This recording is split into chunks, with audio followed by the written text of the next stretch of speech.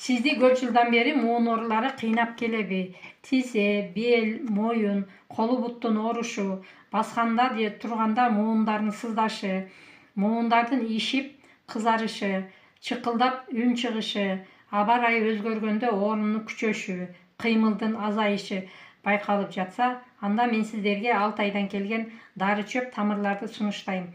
Дарылануу менен кошо эле ушул дары чөп тамырлардын тундурмасын ичип жүрсөңүздөр, муундарыңыздагы туздарды азайтып, ооруну басаңдатып, кыймылды жакшыртат.